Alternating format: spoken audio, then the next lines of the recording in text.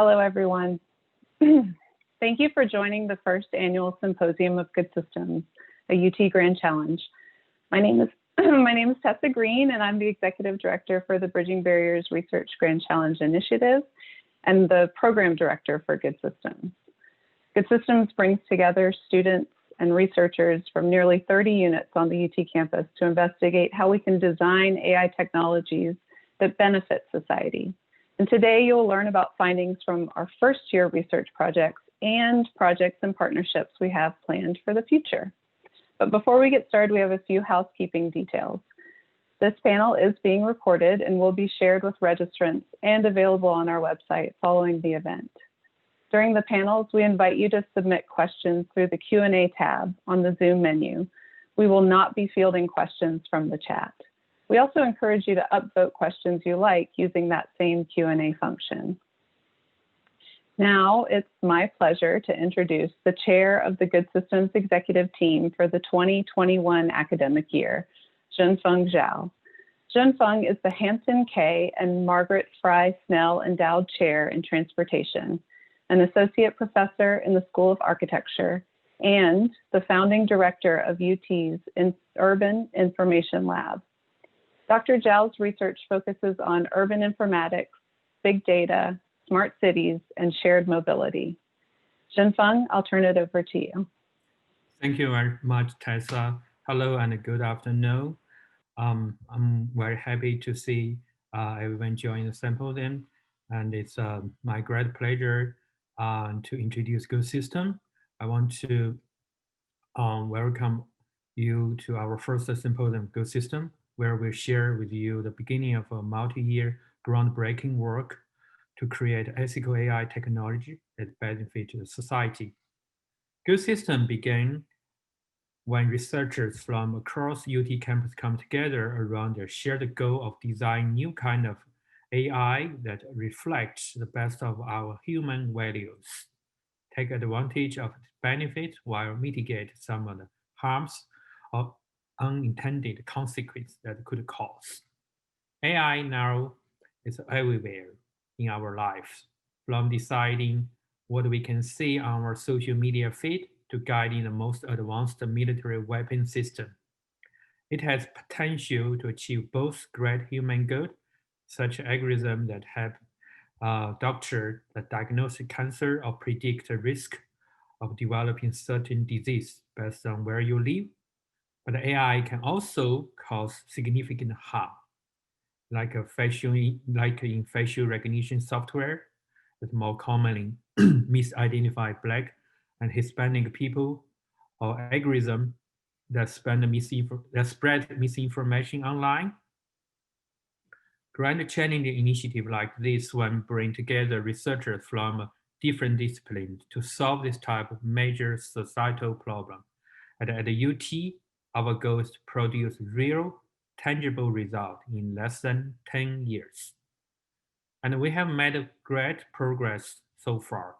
Since we beginning launching we have already launched more than 20 research projects. We are taking all kinds of issues, helping to curb the spread of disinformation among elder population online to create a digital assistant like Sheri and Alexa that are more responsible to the cultural difference of their users. Research from my team also used machine learning to track the spread of COVID-19 through the transportation system. And several of my colleagues also won the prestigious NSF funded study to improve critical public health communication online. These are the great example how Grand Challenge will play an important role in solving urgent problem of our time. I'm so proud to oversee the work of so many dedicated and humanists to work on this great goal. In our first year, we have succeeded in building a true community among researchers at UT Austin, thinking about one of the most important issue of our time, using AI responsibly. I came to the HAM at a turbulent time when many of our researchers, like many of you, I'm sure, or working from home while managing the responsibility of family, children, and the added stress caused by living through a global pandemic. I was beyond impressed to see how our team had risen to the challenge. Many have shifted gear to work on the project use AI to respond to the COVID-19 crisis, while manage other responsibilities and issues. Not only am I I'm happy about the future of Good System, but I'm also excited as well for the important collaboration work we have started with UT and the City of Austin. It is important for a grand challenge initiative like ours to work with the community who serve so that we can apply our technology in real world setting. With the City of Austin, for example, we are partnering to develop optimized EMS response time and routes to reduce the delay. We also, excuse me, we also have them to develop different urban health tracking to also have them to tackle the homeless problem, among many others. We are very proud to be affiliated with UT's new Institute of Foundation for Machine Learning, which will develop entire new class of algorithm that will lead to more sophisticated and beneficial AI technology. I'm thrilled for you to hear from our research today, whose expertise span from computer science, electronic and computer engineering, English, journalism, information, and among others, to talk about some of the most important topics in the headline today. As a community and regional planning program researcher, I think a lot about the future of cities, how we can move faster, cleaner, and live a better life. AI is going to play a huge role in achieve these aims. If we use it responsibly, and I hope we do, it's what drives me every day on AI research. Robotics and AI are a big part of our lives, whether we like it or not. How can we embrace this technology and do so in a way that uphold our human values? This is our grand challenge. Thank you for supporting our vision, and I hope you enjoy the panels. And now it's my great honor to introduce UT's new president, Jay Hazel, who will provide a few remarks. Thank you.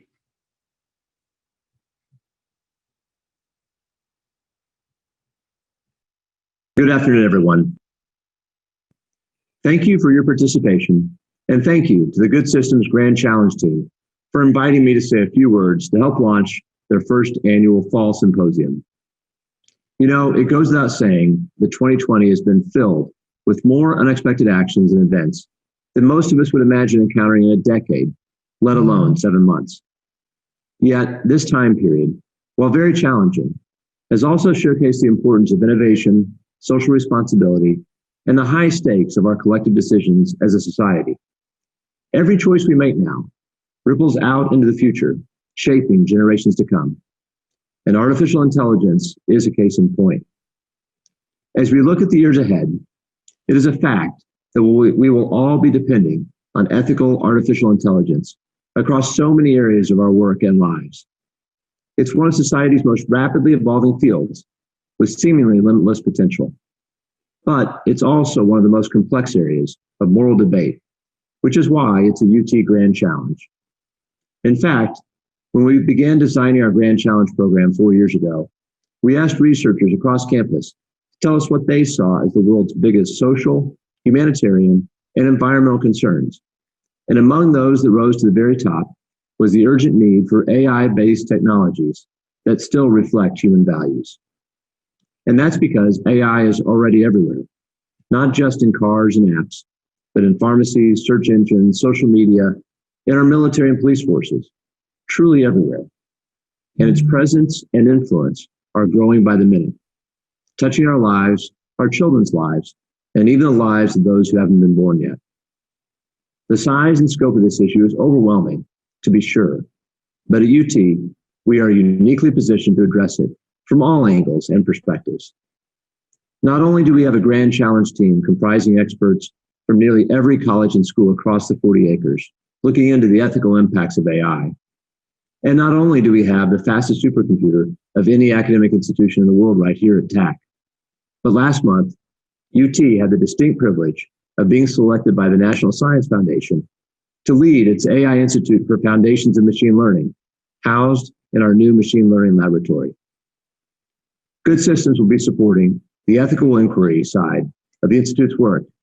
And these scholars, many of whom you'll hear from today, will be working together in a dedicated space on campus, once they're allowed to do so safely, to develop new algorithms that will power many of the practical AI technologies we'll use in the future. And it's the Good Systems researchers, in particular, who will help ensure that those algorithms are designed with human values, including fairness, transparency, justice, safety, and accessibility at their core, so that technical innovations are also ethically sound. These are hard times we're living through, that's for sure. But it's not the size of the challenges we face that matters. It's how we rise to the occasion and work together that defines our character and legacy as a university. Today, you'll get to hear from the Good Systems team and learn about the work they've embarked on since becoming a grand challenge only 1 year ago. Not only that, you'll hear how many team members quickly shifted their focus and pivoted their research to address AI-related aspects of COVID-19. And I should add one more important detail of being a UT Grand Challenge. You have 10 years to get your work done. That's it.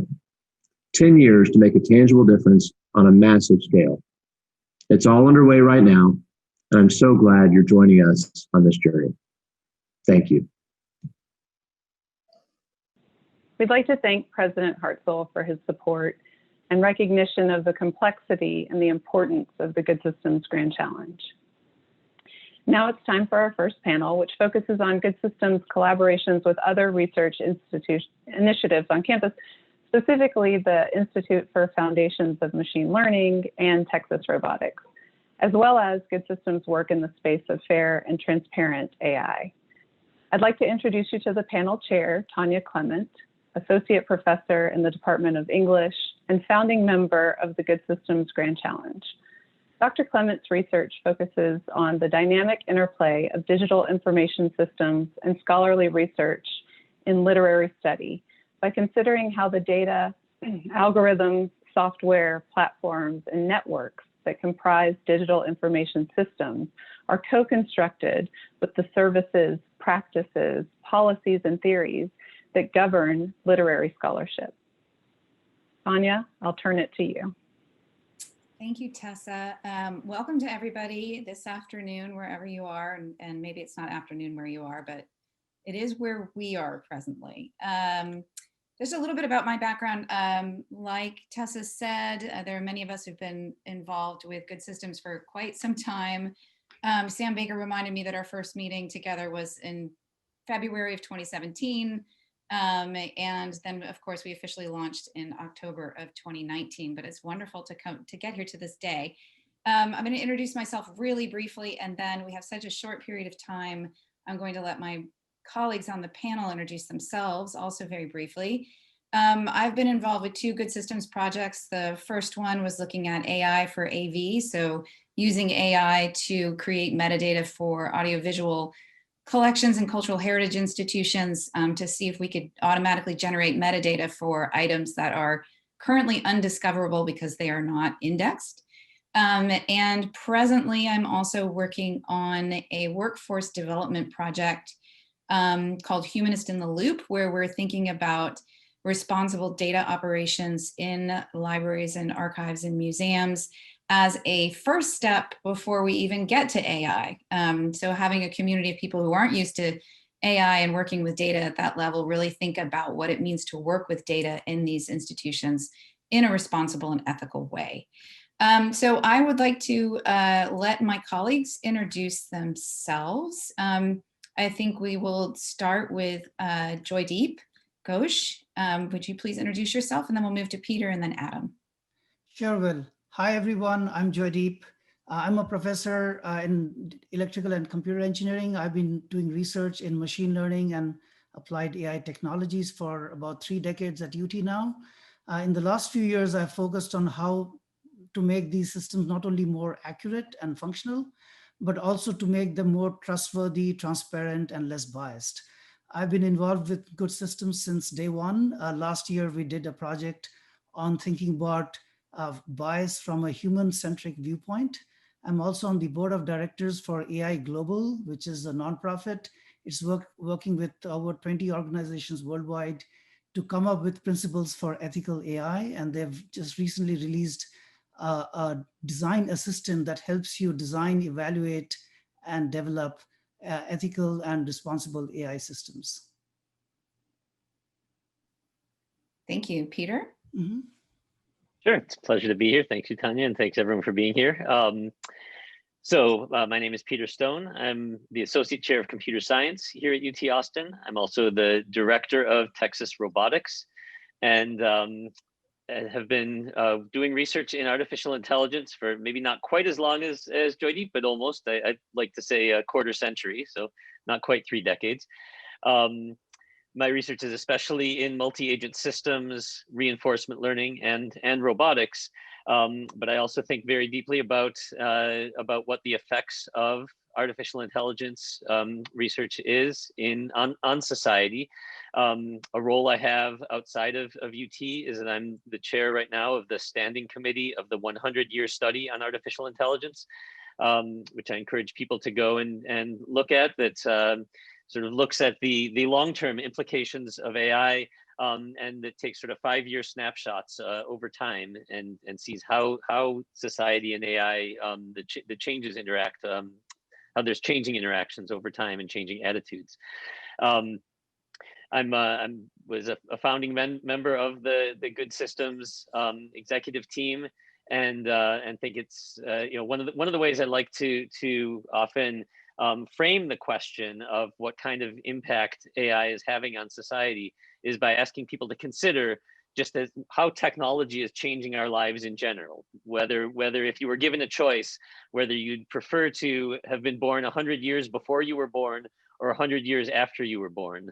As a way of sort of thinking about whether you think technology is making the world a better place, adding uncertainty. Some people will say that that moving forward 100 years would be a leap of faith, and indeed it is in these days. The question is, is AI and technology in general making the world a better place? It's an important question for all of us to ask, especially those of us who are trying to make these changes. Thanks, Peter. Adam? Hey, Tanya. Hi, everybody. Thanks for having me on the panel. It's great to be here. I'm Adam Clivens. I'm a professor of computer science. I've been at UT for 15 years, and I primarily work in machine learning and also algorithms, which is an area of, say, theoretical computer science. When you hear about all of these sort of mysterious algorithms that are training these very complicated deep models, I'm one of the people who's interested in getting in there and really understanding what's going on, and trying to demystify them and trying to make them better, faster, use less data, be more robust, and more interpretable. I led the team that comprises UT Austin, University of Washington, Microsoft Research, Wichita State University, that won the recent NSF AI Institute for Foundations of Machine Learning grant competition. And I'm also the director of the new machine learning lab that we just launched, that is going to be that is now the Center for Machine Learning Research on campus. And it's really bringing all of our different machine learning researchers from all the different schools and colleges on campus together to work on a variety of different problems. We'll be focusing on many of the problems that we outlined in this Institute for Foundations of Machine Learning proposal that we wrote, but the Machine Learning Lab also has a very broad purview and is interested in questions that are deeply related to good systems, as well as ethical and fair behavior of machine learning algorithms. Great. Thank you. So we're going to start with the hardest questions of the entire symposium, which are essentially the central questions that we're asking in good systems overall. Okay, I'm getting So I'm being reminded by Andrea that if you have questions for panelists, to put them in the Q&A document, or I'm not sure. I think she'll give me an update. Anyways, I'm gonna go ahead with the questions. So the basic— Yeah, there's a little, sorry to interrupt you, Tanya, but there should be like a little Q&A button at the bottom of your Zoom that— Oh, there you go. Okay, in the Q&A button. I've never used that. Learn something new every day. So please put your questions in the Q&A button. So the basic research questions we have in the Good Systems Project is: how do you define, how do you build, and how do you evaluate good ethical systems? So I'm going to throw that out to the panelists. That may be the only question we have time for, because it's kind of a big one. And in any order, whoever wants to go first probably gets to answer the best question, the best way, perhaps. But let's give time for each other. So who wants to begin? Defining, building, and evaluating good systems. Well, I don't mind jumping in and letting Adam and Joydeep react. Feel free to interrupt at any time. But I think these are difficult questions, and I think we've in good systems we've had long debates about what it means to be a system, and also what it means to be good, and neither of those are actually trivial. There's what is a technological system, and are we focused on only AI systems or broader systems, and what does it even mean to be an AI system? And then of course, what does it mean to be good? Is that good for whom? And is it how do you measure it? Is it in economic terms? Is it in social terms? There's all kinds of questions that we haven't come up with the answers yet for. I'm sure we won't in the short time we have here. I guess the two perspectives I'd like to throw out with regards to this question are that I like to think of there being sort of two axes of technological systems.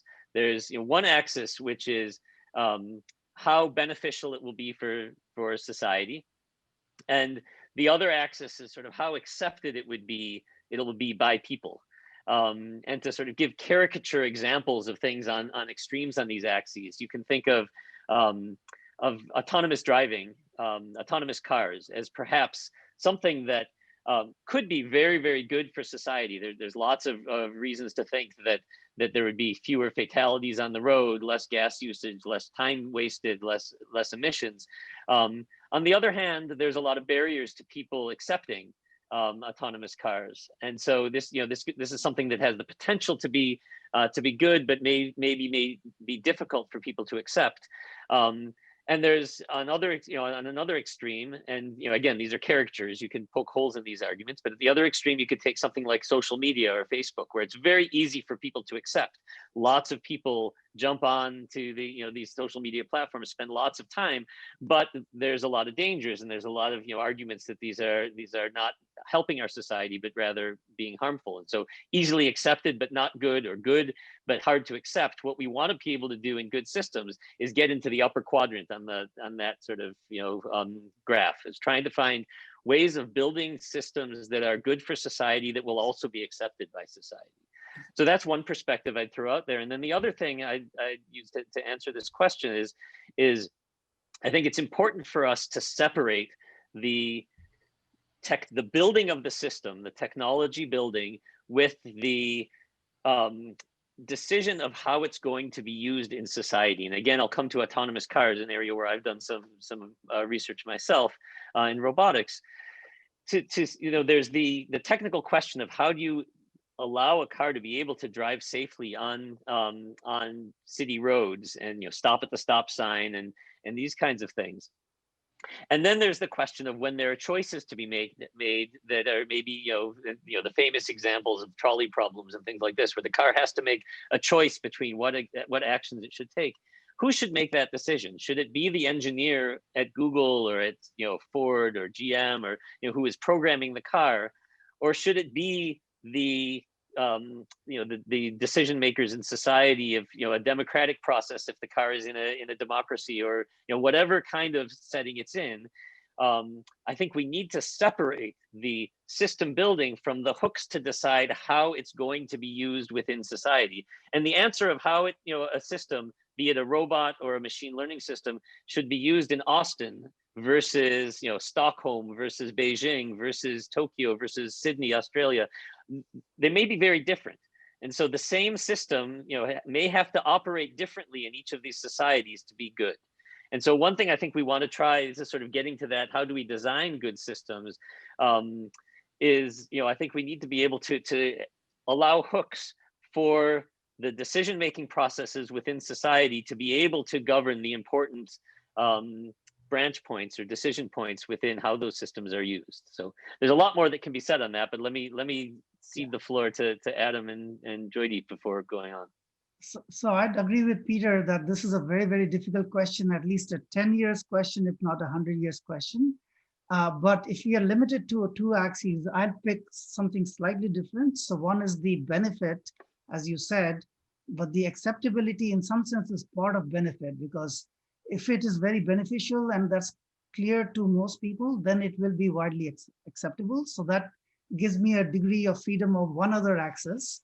And that I would say is the risk axis, because every time you have a new technology, there's some risks of it going rogue, right? So in order to build good systems, not only the benefits should be very clear, but the risks should be transparent and be able to be controllable and mitigated. So for example, you know, can the self-driving car, which is your example, can it be foiled maybe by somebody painting a little logo on the stop sign? So the car actually, this was actually done, and the Tesla sensors thought it was yield rather than a stop sign, right? So that would be a system that is not robust against adversarial attacks, right?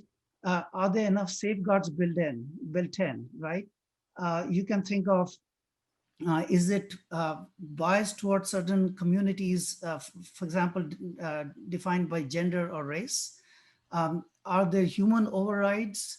What are the security implications? What are data privacy implications and so on? So I would think of them in terms of the benefits you can get from this technology versus the potential risk. And a lot of the thinking is about the what's called the unintended consequence, because the idea looks very good. Yeah, I'm looking forward to when I can just sleep on my way commuting to work. And in fact, I'm looking forward to just going to UT in a normal day, but also sleeping while I do that. But you know, there's always the danger of you know, crashing your car in the process, right? So, so while mitigating the risks, and the first step in mitigating, of course, to understand and quantify, and then design things that can actually take care of it. Okay. Thank you, Joydeep. Adam? Well, I agree with, you know, pretty much everything that Joydeep and Peter said. You know, I work in algorithms primarily, and, you know, so I have sort of an algorithmic perspective, and I think a lot of ethical issues arise because we don't understand how our algorithms really work very well, and also we don't really understand the models that we build. They're very hard to interpret, and so I think that, you know, understanding those two things would go a long way towards mitigating certainly a lot of kind of fairness and bias issues. There's a really nice work that I like by Adam Kalai's group out of Microsoft New England, where they looked at word embeddings that were trained on Google News articles and trained a system that would answer analogies. And, you know, maybe many of you are familiar with this, but if you know, you type in man is to computer programming as woman is to, and then it auto completes as homemaker. And so, you know, obviously there's, you know, just crazy bias that's going on in a lot of the data sets that we're training on. And, you know, what I like about his work is that they're you know, that whole paper is about how can we train smarter to eliminate a lot of these biases. And at least for kind of the male to female bias, they seem to have been able to mitigate a lot of them. There are still other ones that you would like to mitigate, obviously, with respect to other things like race, that, you know, they've had more difficulty with. And so I think that, you know, these are sort of algorithmic issues that I find very interesting. I also think that, you know, the data sets that we have that we want to train on and that we want to work with, whether it be from language or from vision, are extremely high dimensional. And, you know, as any good computer scientist will tell you, you know, grappling with high dimensional data is very, very difficult. It requires usually a lot of time and a lot of training data, and the difficulty typically scales exponentially with the number of features that you have, and so that's a major problem. From my perspective, we have these massive data sets with all of these features, and really what people would like to understand are sort of the causal relationships among these features. But our machine learning models right now and our algorithms are only really good at telling us sort of, correlative relationships among features. So it's this classic problem of correlation versus causality. And I think many people look at models and they draw conclusions, kind of causal. They think that we've solved sort of causal inference, and they draw conclusions based on that that are just way off. And there are many subproblems that we have that to me are sort of algorithmic questions. You give me a data set that has so many features. Maybe I've missed some features. Maybe there are some latent features. Maybe there are some other things that are affecting, what values these features are taking on. Why, how can you possibly understand how one feature causes another when there are all these latent features that you haven't observed in the background that are sitting there, messing everything up? So how do we discover those? Those are really great, to me, algorithmic problems.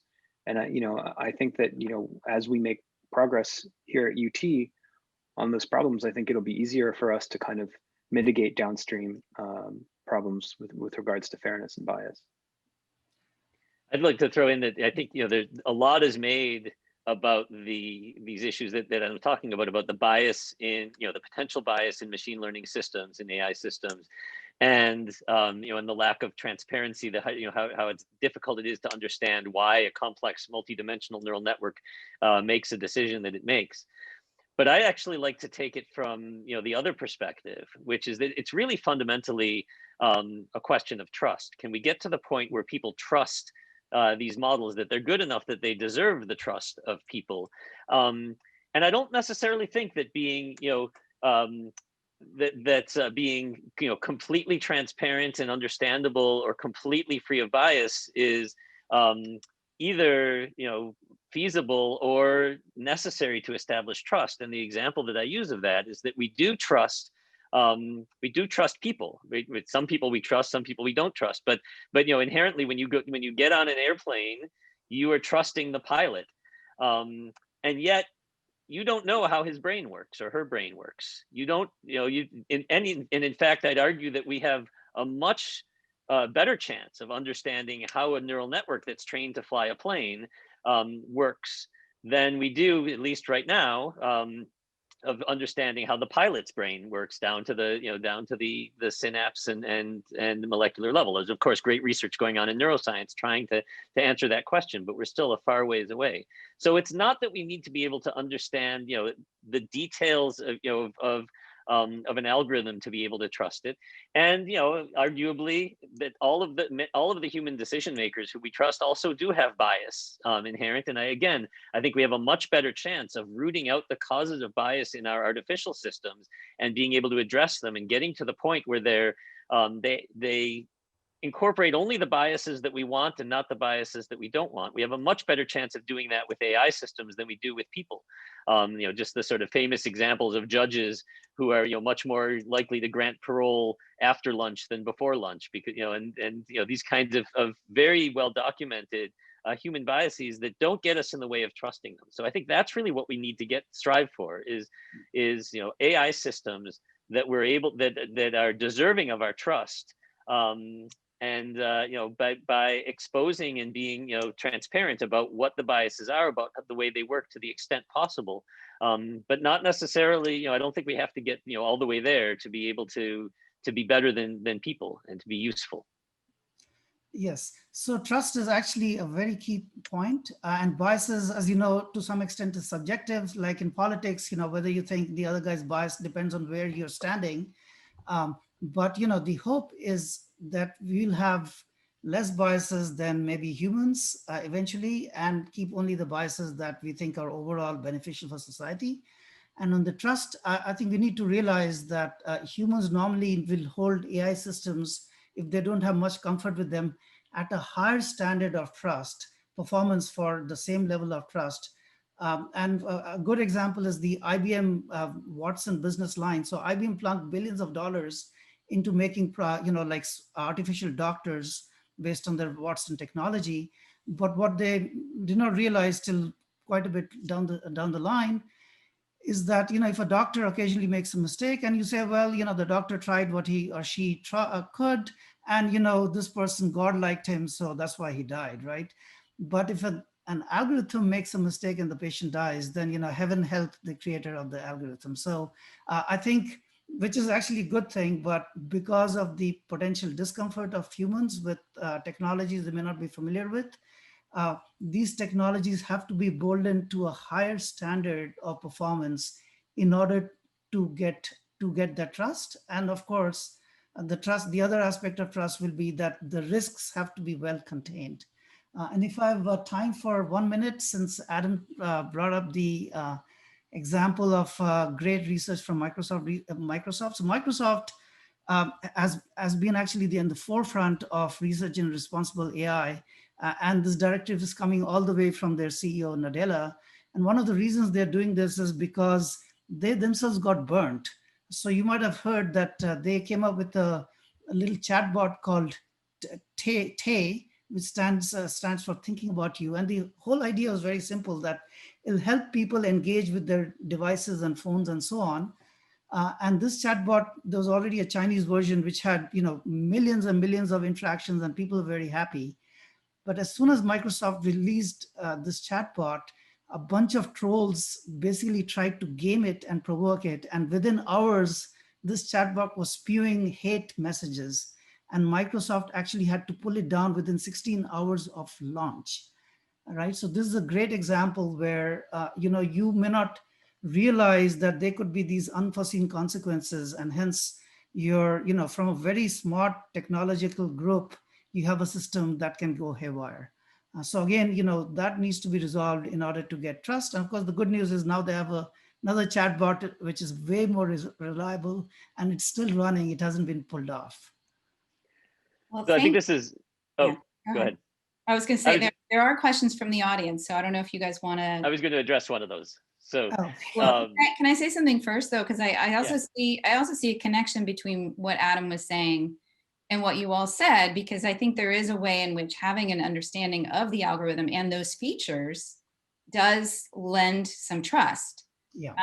And therefore works towards that trust in the system that includes human beings as well. Like if people start to understand feature selection is a human selection, like, the data sets that you use is also a human choice, right? There's a sense in which they start to understand AI systems are very human-oriented, human-directed, human-designed. Then there is a sense of trusting those systems like we trust healthcare, knowing that there are human beings involved who we can trust, right? Do you want to, can you guys see the questions too? Do you want to get to those? Because Andrea picked some out that she thought might be especially pertinent. Go ahead. Okay, so the first question was, what should the goal of AI ethics classes be? And what are you teaching students about what is ethical? So we could start with that. And there's some other questions as well. Well, last semester, I offered a special topics course that focused on fairness or bias, explainability, and robustness. And these are three aspects of building responsible AI systems or trustworthy AI systems, but not comprehensive, of course. And that's part of building an ethical system. But of course, it's a course in our department, so it was very much focused on the machine learning viewpoint. But then there'll be other parts of UT, like the School of Information, they'll be thinking about the human-centric view or maybe philosophical or cognitive psychology view of ethics. And I think all of these need to come together. And eventually, I think if we have a couple of great Plan 2 courses come out of this, which are pan-campus, that'd be a fantastic outcome of this program. I always, in all of my classes, I make sure there's at least one or two class sessions on the ethical issues, on having students step back and think about what are the impacts, the possible unintended consequences, where we want to be going. I do want to respond briefly to one of the other questions I see in the Q&A, and also tie it back to something else Joydeep said, which is, a doctor making a wrong decision, we sort of chalk that up to human error, but an algorithm, the developers of that algorithm may be held accountable at a different standard. And I think this question of accountability is a really important one. And again, it's one of the reasons that that good systems is not just a question for engineers and computer scientists, but really it ties in questions from humanities, public policy, social science, and it's all of these things come together. And I think one of the sort of dangers of systems is that it's a single algorithm can get deployed very widely and seen very widely. That chatbot example that Joydeep gave, people around the world had access to it, and so if things go wrong, it has huge implications. Whereas the decision that a single doctor can make when interacting with a single patient is much more limited.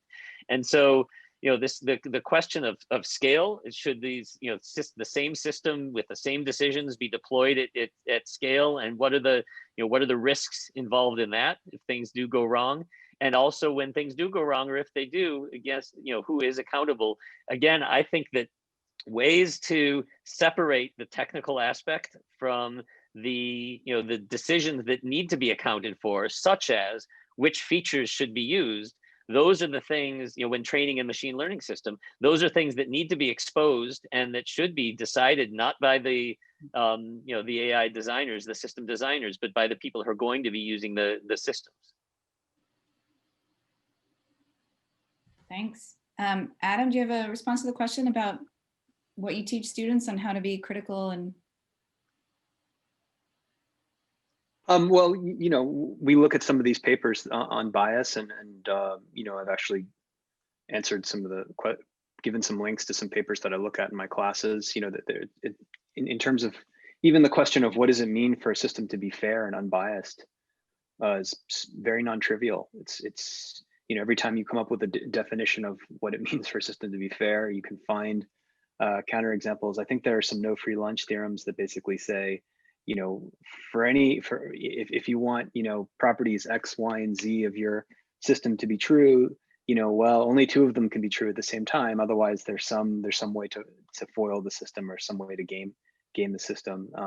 And so, I just think it's even understanding sort of what we mean, what does it mean to be fair is definitely an unsolved problem. I think there are certain clear cases where clear cases of bias that we want to mitigate, for example, the one that I gave, and so those are easier to kind of point to. But it's a tricky thing.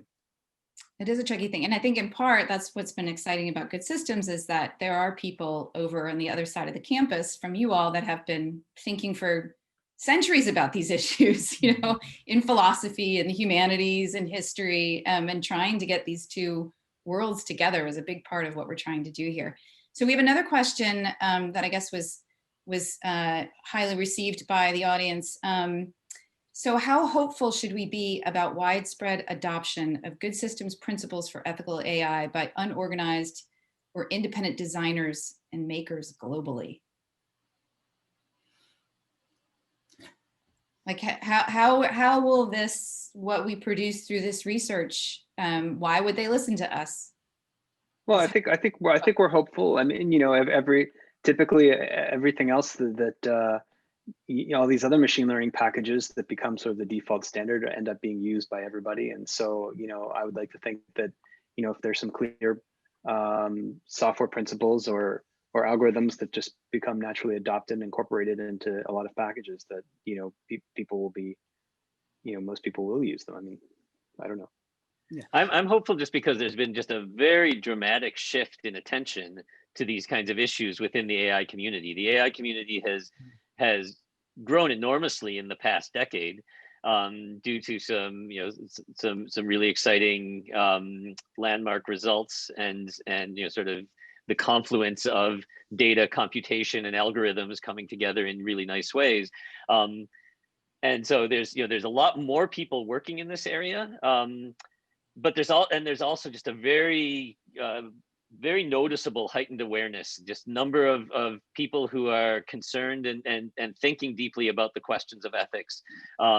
It's, there's analogies often made to sort of the level of the kinds of thinking that went on when biologists got to the point of being able to do genetic modification. And it's shifting from being just a scientific challenge to one where the people who were working in it needed to think about what are the impacts, the potential dangers of this. And there's, was a famous conference at Asilomar where genetic engineers sort of came up with their own self-governing kinds of principles that they should adhere to. This level of social awareness, I think, is really exploded in the AI community, which is, to me, really encouraging. And that is sort of one of the inspirations for the AI 100 study, and for and then for Good Systems, is that that AI people who are developing this technology in AI need to be doing it with the awareness that there is really great potential for good, but also potential for harm, and that it's important for us to be aware of that be conversant in that, and so yeah, my optimism comes from this just sort of widespread awareness and engagement with these very difficult issues within the technical community. Yeah. Art, I think we're thank you for that. I think we're running out of time, but I hate to cut off Joydeep before he has a chance to respond as briefly as you can, and then I think our panel is done. 2 thumbs up. I'm extremely hopeful. There's a long answer why I am, but to cut it short, 2 thumbs up. All right. Well, thank you all. That was a wonderful panel, and we will move on to our next event. Thank you. And thank you, Sonia. Thank you, Peter, Joydeep, and Adam. Sorry. All right, and now it's time for our second panel that focuses on our 7 collaborative research projects with the City of Austin, as well as Good Systems' work in the space of smart cities and the future of work. I'd like to introduce you to the panel chair, Sam Baker, Associate Professor in the Department of English and founding member of the Good Systems Grand Challenge. He's also a Junior Fellow of the British Studies Program and frequently teaches for Plan 2 honors. Dr. Baker's research interests include British Romantic poetry, historical fiction, science fiction, and the Gothic novel, media studies, informatics, the environmental humanities, and the cultural analysis of the built environment, which is also called infrastructure studies. Sam, I'll turn it over to you now. Thanks so much, Tessa. So as an English professor, my main research initiatives within Good Systems have involved analyzing what stories get told about AI and experimenting with how the promise and perils of AI technologies might be represented more accurately to the public. With Suzanne Scott from the Department of Radio, Television, Film, and Paul Toprak of the Computer Science Department, I organized the Year 1 research project, Bad AI and Beyond, which surveyed representations of AI in the popular imagination and commissioned some of our star undergraduate screenwriters, story writers, and game designers to develop new perspectives on the phenomena. As Tanya Clement mentioned, some of us have been together on this Good Systems voyage since early 2017. And some of the most exciting moments for me on this journey have been those when we've discovered ways to engage with the City of Austin to further our research while contributing to our local community. Today, I'm delighted to hear from 3 researchers who are in the forefront of pushing this partnership forward. Our current chair, Junfeng Zhao, Sheri Greenberg, the director of our Future of Work research focus area, and Ken Fleischman, who as the founding chair of Good Systems, did more than anyone to galvanize this initiative across the board, as well as, more particularly, to build a bridge from our campus to City Hall. So over to you, Ken, to introduce yourself further, and then after your self-introduction, we'll hear from Sheri and Junfeng. Awesome. Thank you, Sam. Really excited to be here, and thanks everyone for joining. Sam mentioned I'm a professor in the School of Information and the founding chair of Good Systems UT Grand Challenge. Also the founding director of the new informatics undergraduate major UT Austin will be launching very soon in the School of Information. And been able to do a wide range of exciting research with some fabulous colleagues from across campus as part of Good Systems. So in year 1, I worked with Donna Agrari, my colleague in the School of Information, and Bo Shi from the School of Nursing and School of Information on a project studying the privacy preferences of people who are blind or have low vision, in terms of using vision to language systems And this built off of the Microsoft Ability Initiative that Donna and I had been working on prior, but applying this specifically to the ethical conundrum of privacy and shared images that arose from that. Then another project that my colleagues, Jackie Bailey from the iSchool and Craig Watkins from the School of Journalism and Media will talk about much more in the upcoming panel. So please stay tuned for their fabulous panel. And now this year working with Sheri Greenberg, Min Kyung Lee, and with Steve Slota from the iSchool on a project to look at how smart cities should be good cities, to try to make sure that we're designing, we're using AI to empower people experiencing homelessness to get access to information and services by leveraging and mobilizing AI. And it's been exciting that just got the Metro Lab Innovation of the Month for July 2020. And the project that Donna and I did for the Microsoft Ability Initiative won a Civic Futures Award for designing for the 100%. So it's awesome to get to do exciting research with some fabulous colleagues from across campus and make a difference. Thanks. Thanks so much, Ken. And now I'll move over to Sheri Greenberg.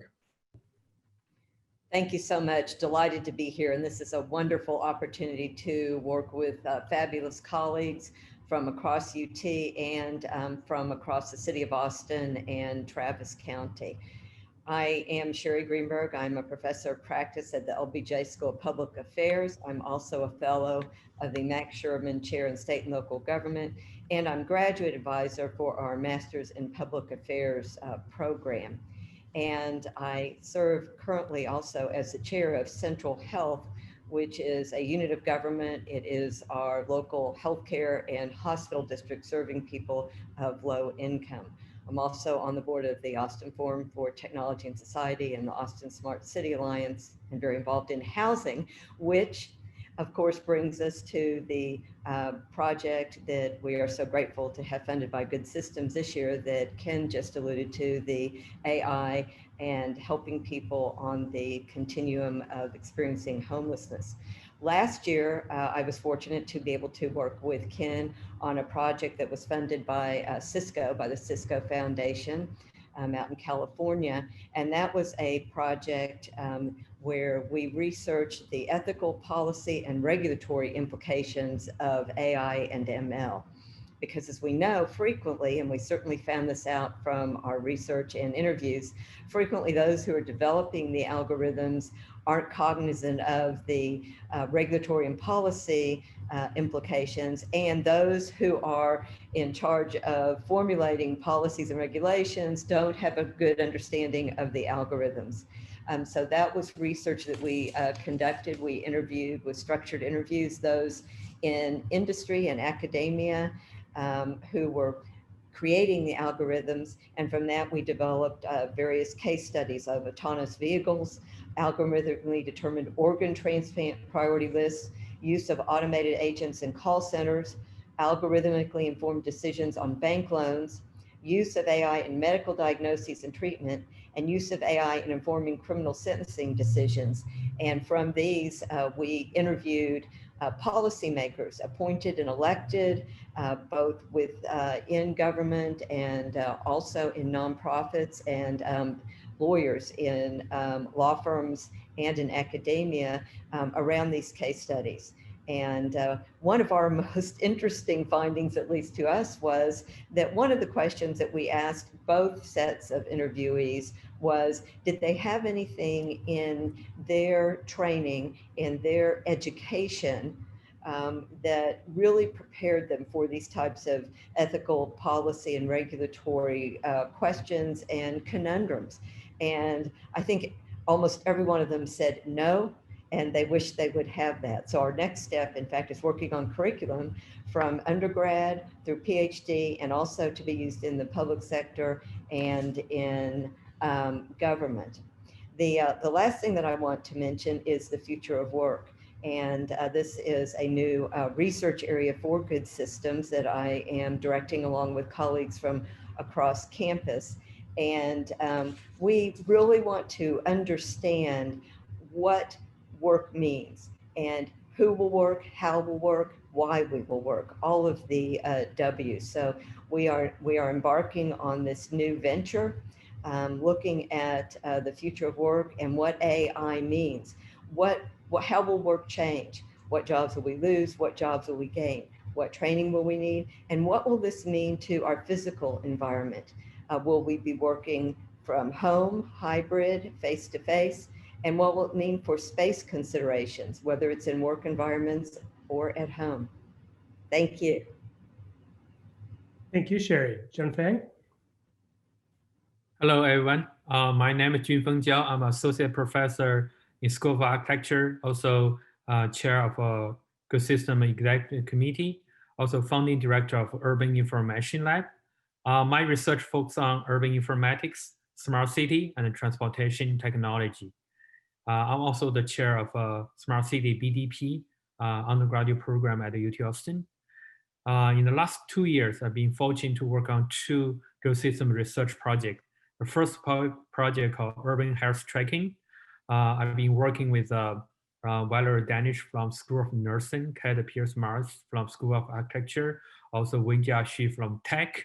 We use machine learning and crowdsourcing information, develop AI system to predict the possible health index based on location and based on your neighborhood location, based on time. That's our first project. Currently, I'm working with my colleagues across different disciplines, from engineering to architecture to tech, and also from a lot of colleagues from City of Austin. Our projects on Austin AI housing analysis. So basically, we were looking back 50 years of housing development data and trying to understand what worked, what didn't work, why there's huge affordable housing demanding on City of Austin, why there's huge gap between job housing balance, how we can use AI to develop better urban development strategy to solve or mitigate this problem. Thank you. Okay, thanks very much, everybody. And we've got a number of questions that we have prepared, but then questions are mounting very quickly in the queue from the viewers, the many viewers we have out there.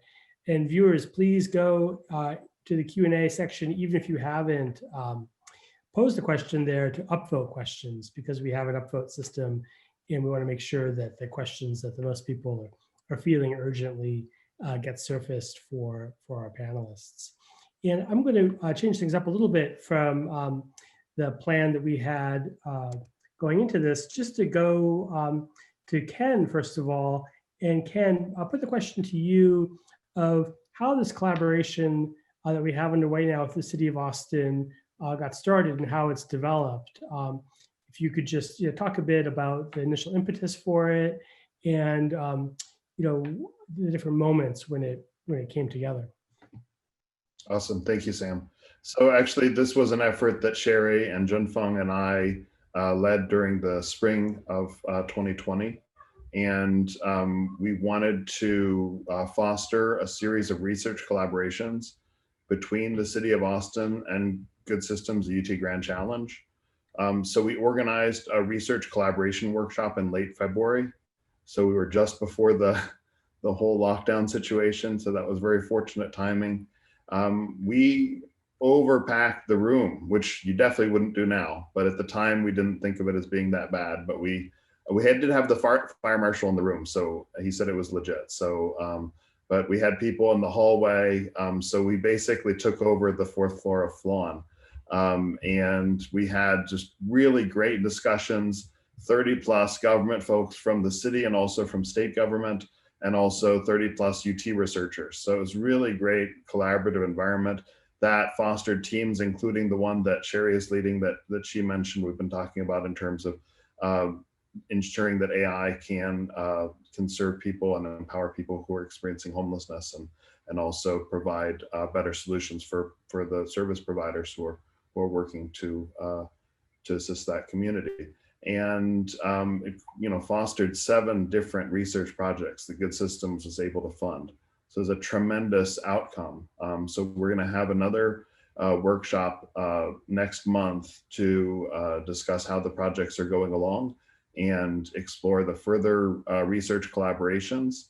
And we have this year-long series of these projects that's actually led to, it's one of the factors that's contributed. I know Sheri and Jennifer Lyon Gardner and many others have been working on this for years, but an interlocal agreement between the City of Austin and UT Austin that fosters and facilitates these kinds of research collaborations as well as many others. So we're looking forward to a long collaborative relationship between UT Austin, City of Austin, particularly in terms of good systems, and City of Austin. Thanks. Thanks so much, Ken. And if I can just add to that, yes, it was such a gratifying experience. I know that the project that I am heading up, the Smart City Should Be Good Cities, AI Equity and Homelessness, we not only have colleagues from, as I said, across UT, but from across the city and the county. And several of them were at that workshop that we were just discussing. And from that, we formed our core group and then involved even more people across the city and the county. And it in fact was used, the workshop, as an example when this interlocal agreement was inked between the City of Austin and UT.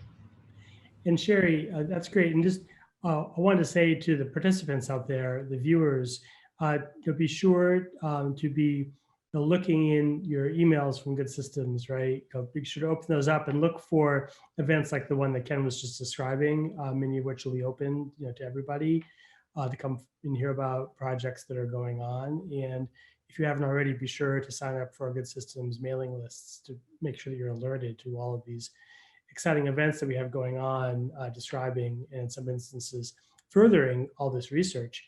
And Sheri, in regard to the research, you all have been doing a great job of describing its breadth. I wonder if you could expand for us a bit on exactly what's happening with the project addressing homelessness in particular. What are some of the mechanics of that? Of course, of course. So as far as the mechanics, we are using both qualitative and quantitative research along with myself and Ken and Ming Lee and Stephen Soder in the School of Information. And then James Snow with the City of Austin Public Works, Jonathan Tomko with the Housing and Planning Department of the city, and also folks at the Communications and Technology Management. We are all working together and then bringing in a host of other folks, both from the city and from all kinds of service providers. So we are starting with our structured interviews of various service providers. And we are also simultaneously gathering data sets. And what we will be doing is using AI with those data sets to see if there are instances where we may be able to predict that people will enter what I'm calling the homelessness continuum. There is not just one state of homelessness. People may start with a situation where, for instance, we see data where they've asked for rental assistance or food assistance, and then the rental assistance runs out. They may be couch surfing, as we call it, for 30 days, and after that may enter a situation where they are homeless. They could be in shelters. This could go all the way to a situation where they are unsheltered. And they may be homeless in episodes, for instance, sometimes college students, frankly, or it may be chronic where they need permanent supportive housing. So can we gather different types of data to help us predict if they may be entering this continuum of homelessness? And can we, on the other side then, both with data and interviews, see what kinds of services from various service providers, government and nonprofit, can be matched with them? We will also be conducting interviews later with people who have experienced or are experiencing homelessness. Thanks, Sheri. And then that's really helpful. And then Zhengfeng, our question for you is just to, having heard so much about all the things that are happening now in the collaboration between Good Systems and the City of Austin, what do you see down the road? We heard about, a 10-year span from the president earlier in this webinar. That gives us a while. So what do you see happening, in 3 years, 5 years with Good Systems in the city? Yes, thank you, Sam. I think we see very good collaboration between UT and the City of Austin. We will see the relationship between both sides grow stronger and stronger.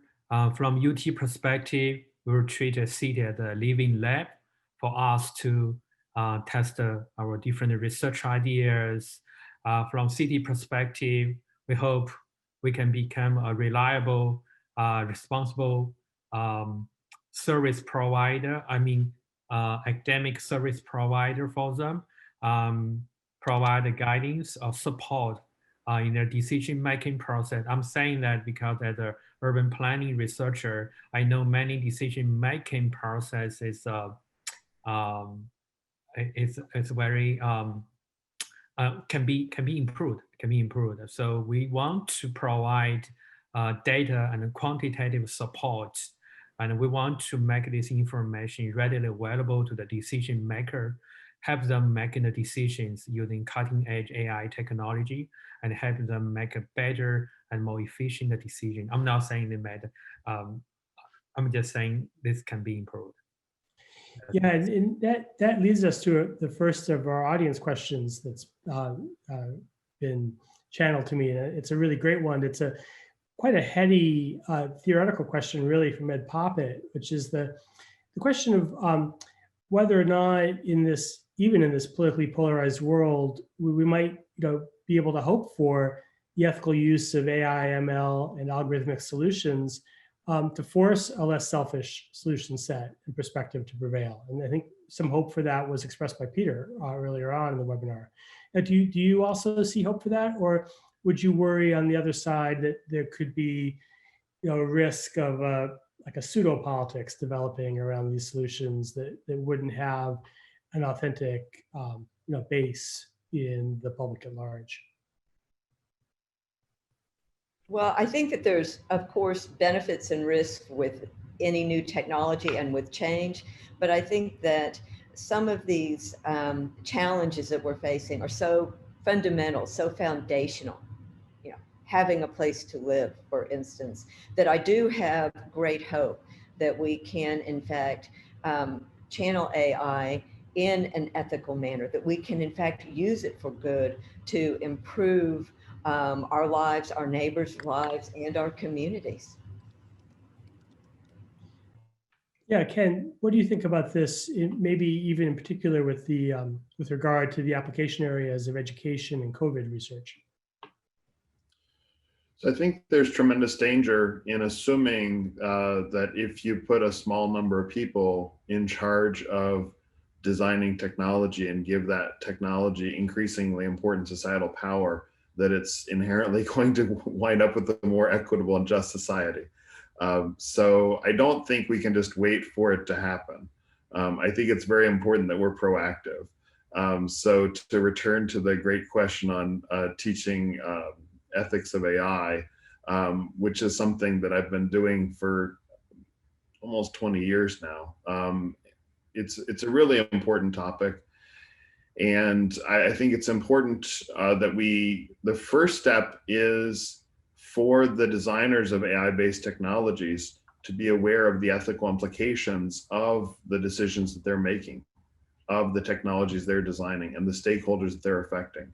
Consider the different perspectives of those different stakeholder groups. So it's really, really critical that we avoid what Langdon Winter calls technological somnambulism, sleepwalking through technology, just sort of making decisions by default. There's a course on ethics of AI that I first developed in the iSchool, and then Jun Feng and I co-taught as a signature course as part of the first year experience for undergraduate students on ethics of AI.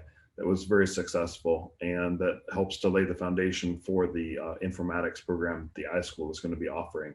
As Joydeep mentioned, the approach that the iSchool takes to these issues is inherently human-centered and human-driven. So it's a nice complement to the great work that our colleagues in ECE and CS and other units across campus are taking. I think it's never been more important to think about the ethical implications of IT in general and AI in particular, as we're now in this largely remote world, at least for the present due to COVID-19. And as President Hartzell mentioned, we have transitioned to focusing on COVID-19 related research. So we're able to fund a large number, you were involved in this, Sam, as well as Jen Fung and Sharon Strover, in funding student projects related to COVID-19. Many of the existing projects either shifted their methods or shifted their focus in relation to COVID-19. And also another example, there were several NSF Rapids that folks on the team were able to get. For example, my colleagues Boshi from School of Nursing and School of Information and Min Kyung Lee from the School of Information and I were able to get an NSF Rapid. Looking at the role of public health information and the way that is, influenced in terms of which information gets pushed to the top, or which information gets labeled as misinformation by AI-based systems in many cases through social networking sites. So that's led to further collaborations with the City of Austin. So at the UT Austin is going to be putting on a COVID-19 conference. So that's going to be on Tuesday, November 10th and Wednesday, November 11th.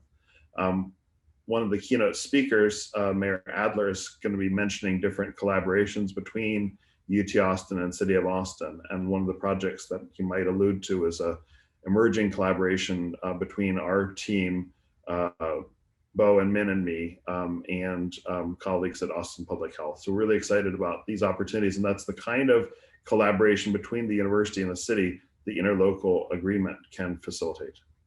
Thanks. Thanks, Ken. And Jim Feng, you have views on this, I'm sure, but I wanted also to bring to you particularly a question from Phil Doty, who asks about surveillance in smart cities, right, as a concern.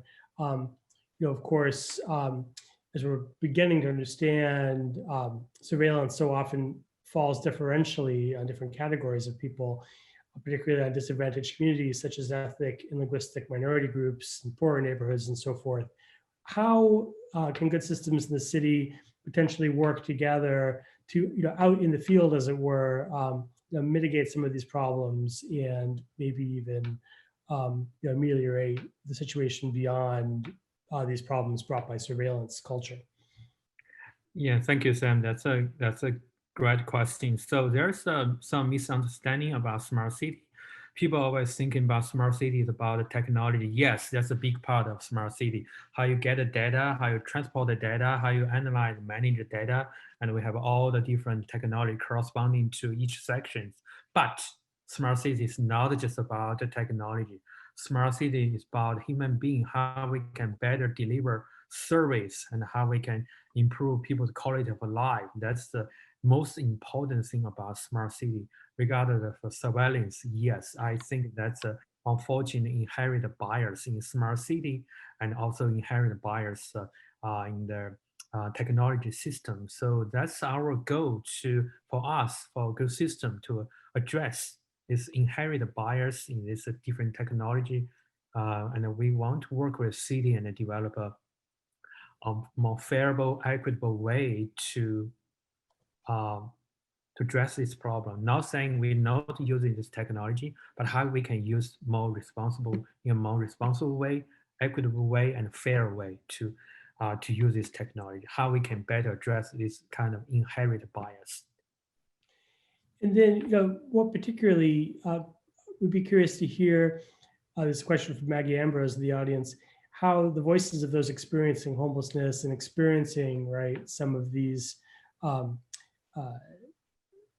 issues with the technology out in the general public, how those voices being represented in our project's goals and missions.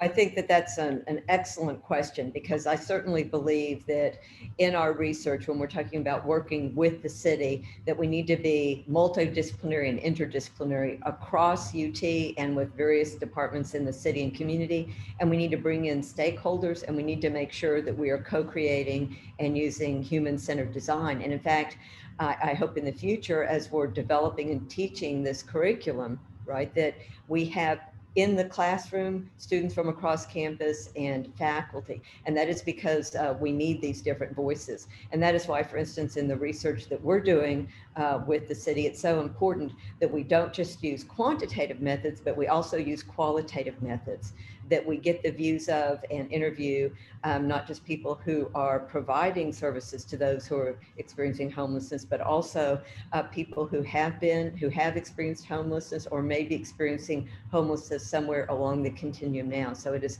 absolutely essential. And we do have to always be guarding against bias and against making assumptions about various communities. And that is in all of our research, whether it is certainly, we can see this with surveillance, facial recognition, but also in general with technology not being inclusive and not really striving for that human-centered design and that co-creation.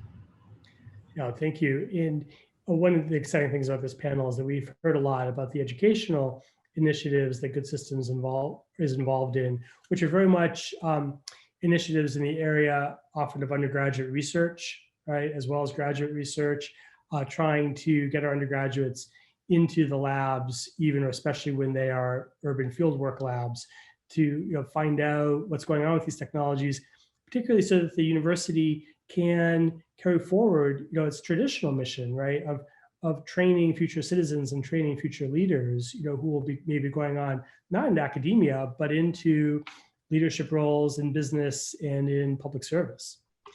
Okay, so thanks very much, everybody, for that. We have a final question to take us out, which is, a blue sky question about the future of smart cities. What do you see on that future horizon for smart cities and smart cities research? Make us excited. Well, I do want to say that I think smart cities must be inclusive. Technology is not a shiny new toy, and that when I speak of smart cities, what I'm speaking of may be technologies, processes, new forms of engagement that provide a better services and better quality of life to all of our residents. And that's what I hope we see on the horizon. I agree with Sheri. Smart city is more than technology. By 2050, more than 70% of world population got to live in cities. So how we can use technology, AI particular, make people live in better, favorable, equitable ways, what we want to do in smart city research.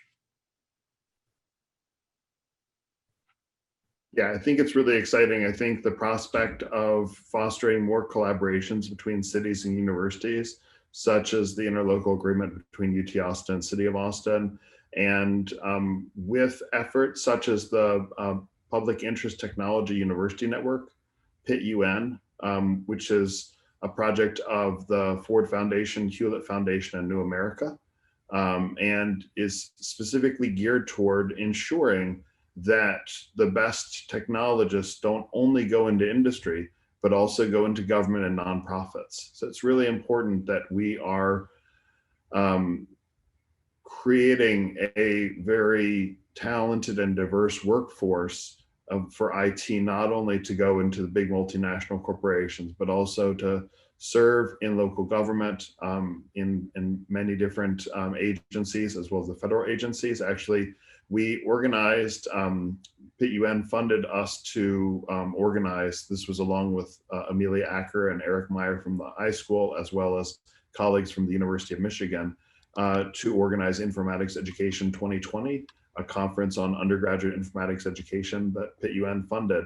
And one of the keynote speakers was Cecilia Munoz, who is she's actually on the Biden transition team right now, but she is the VP for Public Interest Technology at New America. And she gave the example as an 8-year senior staffer in the Obama administration of healthcare.gov. And that being the moment that a lot of the Obama staffers realized they really need to get the best technologists, not only into industry, but also into government. And so the kinds of collaborations that we're doing through PIT-UN and fostering new collaborations between government and nonprofits and the university are really fabulous. Thanks so much, Ken. And we could talk so much more about these topics. I'm tempted to ask you to expand and say more about public interest technology across the country and on our campus.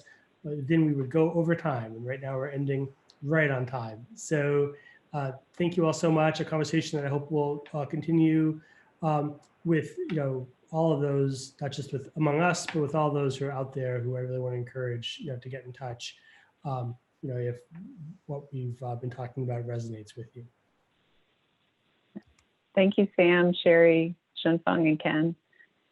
All right, now it's time for our third and final panel that focuses on how people interact with AI in daily life and good systems work in the space of disinformation and racial justice. I'd like to introduce you to the panel chair, Chandra Bhatt. He's the Joe J. King Chair in Engineering and Professor in Civil, Architectural, and Environmental Engineering. And he's the founding member of one of the founding members of the Good Systems Grand Challenge.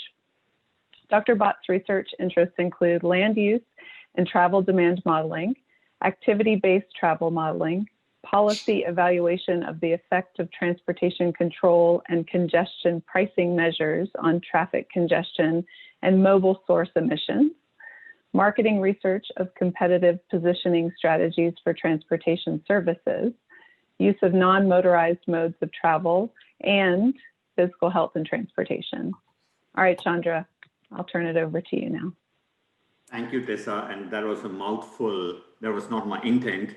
I obviously didn't see the text very carefully, but in many ways, I think this panel is very appropriately positioned as the last panel because it brings together a lot of the discussions that went on in the previous two channels, including the issue of equity, trust in technology, messaging, and how information is received. So I think please stay on until the end. I think we are going to be hearing some fabulous discussion from our panelists. Very briefly, I work at the interface of data science and human behavior. In the context primarily of autonomous vehicles, automated vehicles, and also e-commerce related activities today, I do want to give a very quick, brief shout out to my colleague, Todd Humphreys, with whom we recently received a US DOT funded center on automated highway infrastructure. And we plan to do a good bit of work. But in the context of equity and disinformation, let me give you a very quick example to start our panel. There's this notion that autonomous vehicles will substantially benefit certain segments of society, such as the very old. But when you look at the very old, and we have analyzed this behavior, they are very distrusting of technology, and for a number of reasons. One is simply the need for driving control, this issue of self-identity, that I might be losing my physical faculties from my yesteryears, but I want to retain my mental faculties, what I used to do earlier, and driving control is one way to have and maintain that self-esteem. So a lot of interesting things about trust in technology, how different segment groups view technology. So with that, let me very briefly introduce the panel. Jackie Bailey, she's an assistant professor in School of Information. Sharon Strover, professor of School of Journalism and Media, and Craig Watkins, professor of Journalism and Media. So Jackie, why don't we go with your introduction first, then Sharon Strover, and then Craig Watkins. All right, thank you for that brief introduction. I'm very excited about this panel. Yes, I'm Jackie Bailey in the School of Information, and my work looks at people's emotional, psychological, and cognitive experiences of immersive and interactive technologies. And I'm doing work looking at how kids experience virtuality and characters, as well as digital systems like Alexa and Google Home. And my work likes to think about how do we think about these technologies over the course of a lifespan, so different ages. Thank you, Jackie. I appreciate that introduction. Sharon? Yeah. Thanks, and it's really a pleasure to be here. It's been an interesting ride working with the executive committee on crafting what good systems is and how we can shepherd research efforts to examine the most cutting edge and most interesting and challenging problems. I'm a professor in the journalism and media program, and a lot of my career has been spent looking at the newest, the latest, greatest communication technology. So that means that the technologies I've observed and have worked on and with over time have changed. And certainly with the onset of the internet and social media systems in particular, the circulation of messages and really the way that information and information ecosystems bear on social life have come under my research microscope, as it were. With Good Systems, I've had a couple of projects looking at but primarily disinformation. Specifically, I became very interested in the propaganda campaign mounted by the Russian IRA. Propaganda is not new. Propaganda has been around for a long time in many countries. This propaganda effort, however, was characterized by systematically exploiting ways that new media systems were so very good at targeting and recirculating and presenting information to specific groups to challenge certain beliefs or perhaps even to mobilize certain behaviors. So my work has really focused on this. I'm especially interested in not the logical content in these information messages and in this circulation, but rather in the emotional content. And I can talk about that a little bit later. I'm following up this year with that first look at Russian planted disinformation, with looking at older adults and the way that older adults use and encounter disinformation and the abilities that they have to circulate it, to evaluate it, and to resist it in particular. And we'll be coming up with some training modules a little later on in the course of our work. So I think I'll stop there. Thank you, Sharon. Craig? Hi, thank you, Chandra. Glad to be here as well. Like Sharon, I'm in the Department of Journalism and Media, the Moody College of Communication, and I'm also the founding director of the Institute for Media Innovation, which is essentially a research and design hub that looks at this intersection between innovation, media technology, and in addition to asking really interesting research questions around these issues, this institute is also interested in doing work, projects that are oriented more towards design and problem solving. One project that we're looking at, right, has to do with technology, AI, and mental health, for example, and how do you design solutions, in that space. Jack and I will talk a bit about a Good Systems project that we're working on related to how Black and Latinx children interact with AI-related devices. It'll bring together, right, a lot of the sort of thoughts and reflections that we've heard in earlier panels about issues around the ethical design of AI, issues around algorithmic fairness and justice and bias. And let me finally say that I'm also working with Good Systems on the racial justice research focus area. And that is going to essentially be an initiative oriented towards trying to explore and better understand the ways in which we can design AI in ways that address racial disparities in the delivery of services, for example, as well as other applications of this technology and its real world impact. Thank you, Craig. So let me actually start with you, Sharon. You talked about the emotional impact of information, misinformation. So can you talk a little bit about any basic definitions that we should know in this larger context of information, misinformation, having malicious intent in messaging? So are there any well-defined definitions of some of these things in this context, and anything you have to talk about in terms of emotional impact? Yeah, there are a few good definitions. There are a lot of gray areas too, but there are some good solid definitions. One is fake news, and that's not what I'm talking about.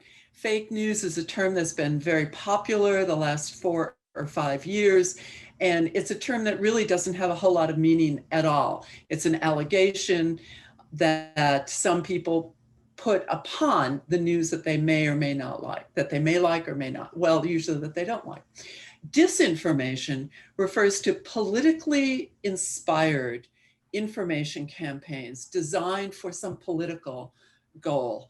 Misinformation, in contrast, is the term that we usually use to apply to anything from rumors to false information that gets some kind of a footing within our information system. It's differentiated from disinformation by not being associated with a political perspective, with a political goal, a propaganda goal specifically. So Sharon, would you say that, fake news would be closer to your definition of disinformation? No, not necessarily. And indeed, when we started looking at the Russian IRA campaign messages in Twitter and in Facebook around the 2016 election, and as we've continued to look at their messaging, because those efforts are ongoing, although the strategies are somewhat different, what we see a lot of times doesn't have anything to do with news whatsoever. A lot of the messaging actually growing out of that 2016 campaign was positive community building messages. I was quite surprised to find this. And a lot of the messaging really skated along the lines of trying to build communities so that the messaging could penetrate deeper into friendship circles, into groups of people who would like or share a comment on messages, so that when another message came, it could spread even further. But overwhelmingly, the messaging that went out during that campaign was positive. But there was a moment, especially right before the election, when some of that messaging took a very negative turn. Got you. That's very helpful, Sharon. And we'll come back to this issue of the emotional impact on the recipient of these kinds of information. But before we do that, Craig and Jackie, both of you have done a whole lot of work in the area of how people of color, Blacks, Latinx, they interact, if you will, with all of these new technologies, including digital assistants. It could be other types of technologies that are on the way, such as virtual reality, experiments done with virtual reality. So, Craig, why don't you, just let us know some of your research in this area, and then we'll move to Jackie, who I know has done a whole lot of work in the area of virtual reality. Sure. So I'd say for the last 10 to 15 years or so, a lot of my work has focused primarily around how diverse populations are adopting and using technology in a variety of ways. Most people might be familiar with this whole concept of the digital divide, for example, this idea of the technology rich versus the technology poor. And historically, right, we have oftentimes defined, people of color, populations of color, as being on the quote unquote wrong side of that divide. But in fact, what we've seen, right, is something very different in the research that we've done, and certainly research that others have done. And that is, if you look at the adoption of smartphones, if you look at the adoption of social media, if you look at the adoption of devices that are increasingly built with AI-based features in them, that Black and Latinx populations have been adopting those technologies and using those technologies in a variety of ways. And we see it expressed in things like Black Lives Matter, the emergence of Black Twitter, and just the whole range of things that are happening via that as a form of political engagement, community conversation, community building, just a range of things that people are doing in terms of exercising greater ingenuity in terms of their adoption of tech. What we haven't seen, right, is the design of technology that understand, right, that these populations are adopting and adapting these technologies to their circumstances. So for instance, we hear a lot about the lack of diversity in Silicon Valley, the companies that are largely responsible for producing, engineering these products, and the fact that they're oftentimes designing and engineering these products with a very limited notion of who the audience is and what the implications of those engagements and practices might be. So I think in terms of the digital assistant project, we were so informed by a lot of that work, right? Knowing that these devices are coming into Black and Latinx homes, but also understanding that how these devices have been designed haven't necessarily been with them in mind. And as we think about particularly younger populations, the kinds of questions, the kinds of interests, motivations, and aspirations that they bring to these devices to what extent is there a disconnect between what they might expect from or want from these devices and how they've been designed to serve those who use them? And so that's something that we're interested in sort of exploring further in this project, but really trying to think about, right, in terms of one aspect of ethical design is, right, design for who, design for what, and design, you know, in what context. And so we anticipate being able to offer some perspective on how parents of Black and Latinx children, how Black and Latinx children, what they expect from these devices, whether or not these devices service those expectations, and what the disconnect might be from a design and user experience perspective. Thank you, Craig. Jackie, you know, we have talked a little bit about digital assistants and technology from that standpoint, smartphones and things like that. I mean, how would you define virtual reality, and in what way do you think that the interactions and the reactions may be even different between the regular kinds of technology that we are talking about day to day to virtual reality, which might become routine, but is not yet quite there? Great question. First, I'm going to start with this definition and how I think about it in my work. I say this to everyone I meet and also with students as well, that what we think is virtual reality today will be something completely different 50 years from now. And so what I like to think about in terms of the research, in terms of how people are using and interacting with these devices, are what are the affordances and features of the technology that have people be more engaged with the content, more with the technology, the immersiveness of it. And so it's kind of the bigger picture of extended realities. You'll hear terms like virtual reality, where people wear a headset and they black out the physical world and have a lot of sensory stimuli input. There's augmented reality, where we'll see there's more of an interlay between the physical world and virtual content. And then we'll also hear things about mixed reality, where we'll have more of a hands-on physical virtual stimuli mix. And so one of the questions is, what parts of these different aspects integrate with how people experience it? And so to me, who knows what VR will be, but it's right now, it's an immersive experience where we have this virtual content that people can engage with that creates a realistic experience that feels real to people. But when I'm talking about VR today, I'll talk about things like the Oculus Rift, the headset, things like that, where you kind of see, you think about the Matrix or something like that. That'll be our reference point today, where we track people's behaviors and even you give them information based off of the behaviors that they do in the physical world. And it's a big question that we need to think about. And so in VR, there's representation and identity are a big part of that, which might not inherently be something you think about, but you have to be represented in there as yourself. How are you represented? Who do you see? How are you engaging with that content?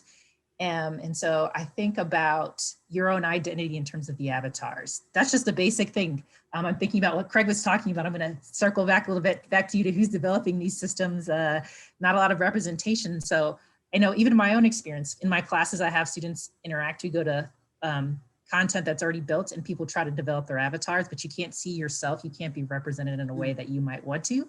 That could be how you physically look. That could be how you engage with the environment, the references that are there. So there's a lot that's going on there as well. And then who do you see? Who do you engage with? What are they looking at? Can they understand your experiences? And then the third thing that I think is important to consider is how much data is being collected with these types of systems, regardless if it's VR or AR or MR. It's always tracking where people's bodies are, what they're looking at, how they're engaging with this material. That feels really real, and they're doing it in naturalistic ways, and it's not inherent about how this data is being tracked. And so it's also another question about who's surveilling who, how people are engaging with this material. And so it's a question of like, how are people represented? How is their data being collected? How is it integrated with other things? You know, someone could have some sort of they could be secretly seeing if someone has some sort of physical ailment that they don't know about, and they integrate that with someone else's social networking website or something like that. So there's a lot of different ways to think about identity and representation in terms of what you see, and then how your data is being collected and how it's being used. Thank you, Jackie. And for those of you in the audience, please go ahead. You can ask questions in the Q&A box. Talking about the emotional impact, and this is a question to all the three of you. One of the questions that I saw on the Q&A is, can you give a specific example of where someone who is not a minority was the developer of a certain product, and it did not have the best reception, or it probably even had a negative impact on recipients who are non-white.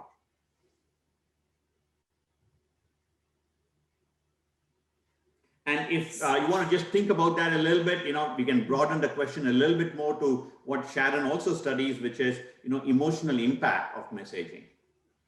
Well, I think some of the more commonly referred to examples, right, are the sort of disasters that we've seen with facial recognition software, right, and what we heard from, the very first panels, right, in terms of how data sets are trained, the sources of those, training data sets, and what we, soon learned in terms of the application of facial recognition software, particularly right as it was being used by, public safety officials, law enforcement, is that software, right, has significant flaws in terms of its ability to consistently and reliably, capture people of color, right, so darker skin tones.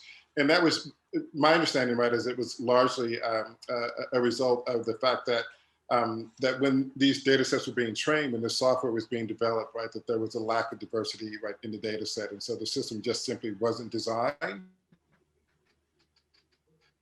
to reliably and fairly identify people of color, for example. And we're hearing a lot about the ways in which, when it comes to how judges use software to help, in terms of sentencing decisions, how a lot of the data, right, that informs those systems are historical data. We know that those historical data, right, have legacies of discrimination and legacies of bias that simply get, accentuated, accelerated, and sort of deepen in these engineered systems. And so these are just all examples of the ways in which what in many instances might be regarded as a neutral attempt, right, to just apply software and AI to facilitate decision making. But when they are in many ways sort of informed by these legacies of biases, they end up disproportionately impacting, for example, people of color, poor people, things of this nature. Good examples, Craig. Sharon and Jackie?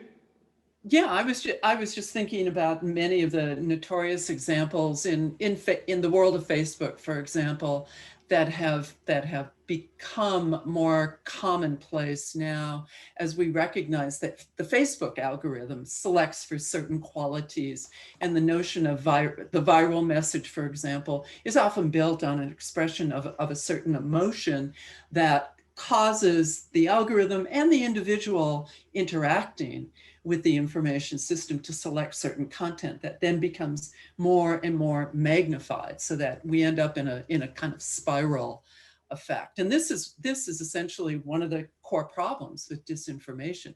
To the extent that people interact with it and end up selecting some aspect of disinformation, the systems that deliver certain messages and that deliver audiences to certain messages then become more and more aligned, so that one, quote unquote, goes down the rabbit hole with certain kinds of information without even understanding why one is there. Jackie, you want to follow up on that? Yes, actually, thinking about that, both of those questions you posed, I think one of the issues that I'll talk a little bit about and then give a specific example is, I think one issue that we do need to get over is the idea of we need to add community engagement. And so as Craig was saying, this neutral, people are thinking they're making something neutral, but you need to remember that it is about starting with people, having a variety of people being involved with the building process, interviewing people, any type of way you're getting the user's reaction to that, and then realizing that's not where you stop, but always being aware that there needs to be an iterative process of constantly engaging with the community and making updates and changes with that. And I think that's going to be a really big part, because inevitably someone will make a mistake somewhere, but if you own up to that mistake and you have a system in place where you can iterate and design and build and constantly engage with different communities, that would be really helpful. For my example, I'm just going to keep something very simple that in some ways can be problematic.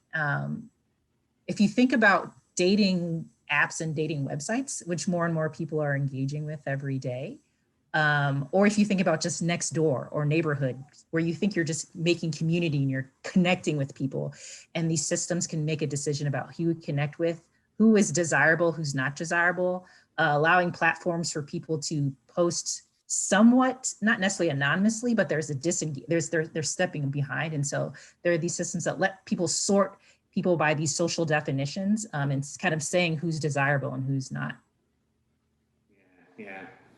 Yeah, and very good points, Jackie. And all of you touched upon the issue in some way or the other of diversity. One of the questions that was brought up is, how are we recruiting racially inclusive development teams as part of good systems? And I can answer one part of the question. This panel does not have much racial diversity. To that, I would say we had decided in advance that each panel would have about 3 or 4 people, because that's about the time, in terms of about 30 or 40 minutes, that would be an appropriate time to have a panel of 3 or 4. And I would like to think that given a panel of 3 and the moderator, I would like to think that we have really very good diversity over here. But more generally speaking, Craig, this might be specifically to you, but to everyone, you are the director of the Good Systems Racial Justice Research Focus Area.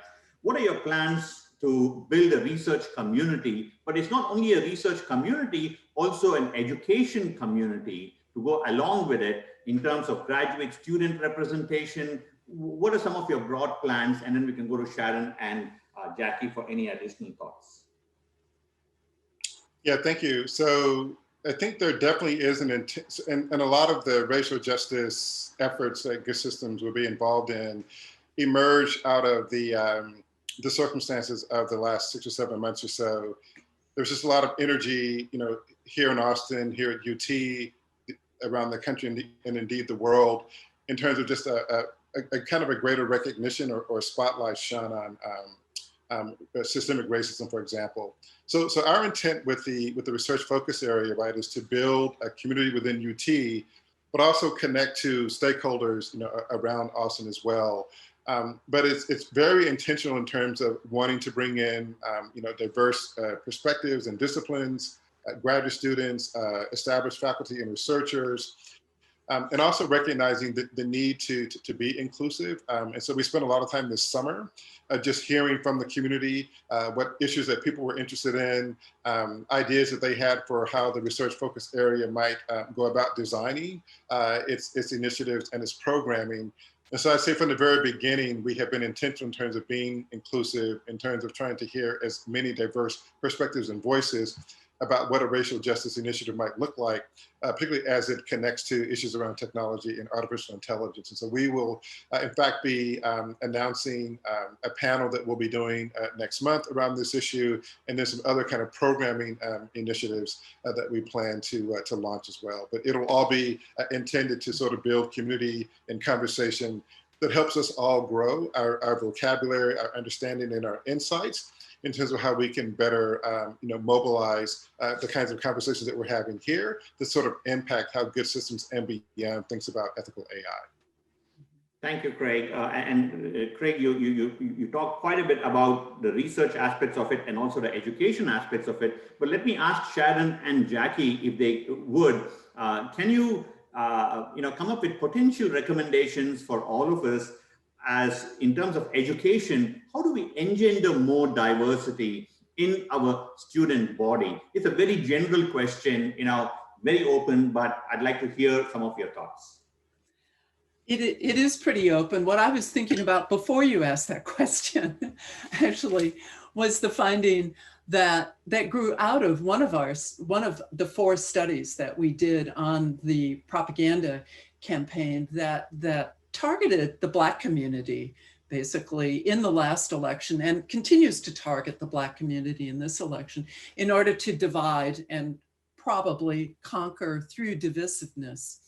And that's prompted for us a recognition that we really need to develop, at minimum, training tools to assist people at all ages in how to encounter this kind of disinformation and how to filter it through, and how to kind of, to Jackie's point earlier, how to reinsert what's valuable to your local community as the community that you know, that you feel, and that you can relate to.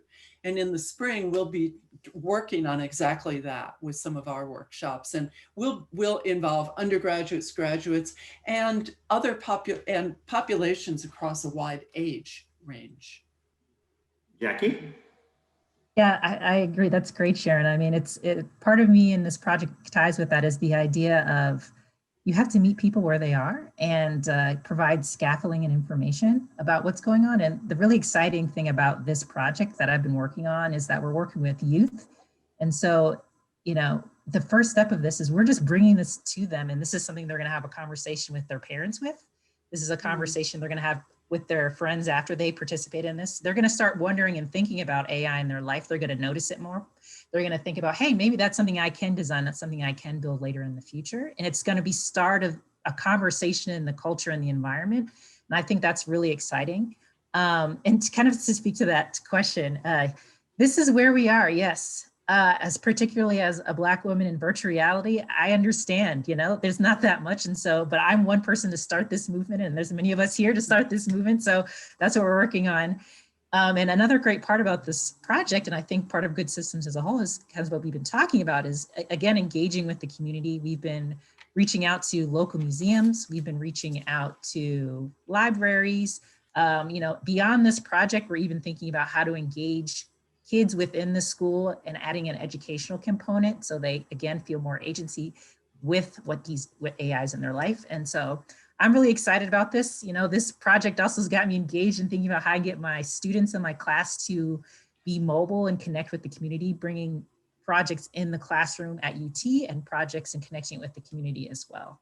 I think outreach is a huge thing. No, absolutely, Jackie. I appreciate the remarks you made about how Good Systems is fostering a lot of these interactions. It's not simply interdisciplinary, but also trying to be much more community driven. And there are many aspects today in the community driven arena that have to do with social justice and racial justice. And so certainly that's part of the excitement for many of us to be involved. Despite being in so many different fields in engineering, natural science, humanities, you know, you name it, policy, just coming together. I think it's a wonderful thought, but also something that we, based on some of the things you mentioned, we believe will actually lead to tangible impact. So with that, let me ask one question to each one of you. We have about 4 or 5 minutes, but before that, just for all of you, there is going to be an upcoming panel on artificial intelligence and the future of racial justice that's going to be held November 6th, as I remember, Craig. And so please, we will send you registration details, and we look forward to seeing many of you at that panel. But a last thought for each one of you, question for each one of you. If you had to do one thing today to either cut down on the amount of disinformation or you know, make societies a more integrated from a racial standpoint perspective in thoughts, not simply in the living, but also in the thoughts, the more unifying community, what would it be? And one thought, just one. Sharon? Well, it'll be one thought, but it'll have 3 components, I think. but my one thought is that no single approach is sufficient for disinformation. I think we need to work with people as we encounter our information systems and as we learn how to engage and evaluate information. We need to somehow work with information companies, the Facebooks, the Twitters, the social media sites that are receiving a lot of the attention right now for their roles in circulating disinformation. And finally, I think we need a serious government effort at examining the possibilities for sanctions or regulation. Regulation is a red flag word right now. And I don't have enough time to go into all of those aspects, but I do believe we need some government action. Thank you, Sharon. Craig? Yeah, I would echo that. And certainly, I won't go into it, but I think there's a greater recognition, right, that some type of regulatory apparatus is absolutely necessary, and there's building momentum towards that. I would say based on my work, right, and one of the things I've done over the years is spend a lot of time with educators, teachers, particularly K through 12 in schools, looking at technology education, discourse, and things of that nature.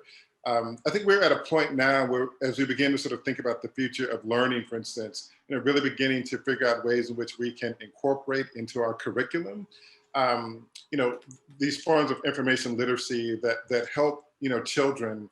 And if you think about the age range that Jack and I are looking at, right, really young children, right, preteens, for example, because these technologies are trickling down to younger and younger children, the sooner we start educating them about these technologies, helping them to develop like that vocabulary and just a critical lens, right? That this information is being engineered, algorithms are driving your interactions with these devices, to the extent that we can begin to start equipping them, right, with the capacity, the language, and just a perspective to begin to start thinking just critically as citizens. I think that will be one part of a larger sort of spectrum of interventions that we'll necessarily need or absolutely need to deal with this disinformation phenomenon. Well, Jackie, you have the last word. Okay, I would say two things here: transparency and understanding what objectivity really means. And so understanding who are making these devices, these systems, what's going on behind them, and understanding that at the core of it, a person and a human, people start with that design, and understanding that that's not necessarily purely objective, it's through the lens of someone's experience. And that's why it's important, designers and companies, to know that you need to get other people's viewpoints and experiences from that as well. I think that's really the main thing. I echo everything else. I'm just putting the bow on top. Hey, thank you so much, Sharon. Thank you, Craig. And thank you, Jackie. Appreciate your thoughts and your insights. So let me hand it back to Tessa. But for all of those who stayed until the last, we appreciate it. And also Tessa, Andrea, and Allison, thank you for coordinating. Back to you, Tessa. Thanks, Chandra. And thanks, Craig, Sharon, and Jackie as well. And thank you to all our panelists for providing such an interesting look into the research that's happening within Good Systems and at UT.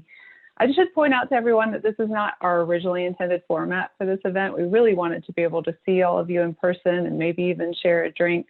But given the current circumstances, our team quickly transitioned this to an online event, and I think they did an amazing job. As with all such events like this, our minds are filled with tons of new ideas and information and findings, and it'll probably be a day or two before we can sift through all of them to really come up with our own personal perspectives on this. There's a lot to reflect upon, like the discussion around the goal of getting models to a place where they are trusted and more transparent. And while biases have been a challenge for AI systems, we might have a better chance of eliminating AI bias than human bias. Or how we hear a lot about disinformation and its challenges, but our researchers discovered that there is also a lot of positive community building that happens online. Or the highlights of our work making positive changes for those experiencing homelessness, for which we recently won an award for our innovative collaboration with the City of Austin. I'm excited to have the opportunity to work with such an extremely talented and diverse group of researchers, and I'm really looking forward to what Good Systems is going to do in the years to come. Well, we've reached the end of our first Good Systems Symposium, and we've dropped a number of resources in the chat. We hope you will please complete the evaluation, sign up for our mailing list, and join us for more events like our upcoming joint conference with the Macomb Center for Analytics on November 19th and 20th, where the theme will be ethics in AI. You can always find more information on our website, goodsystems.utexas.edu. I want to thank everybody for coming today. Bye-bye.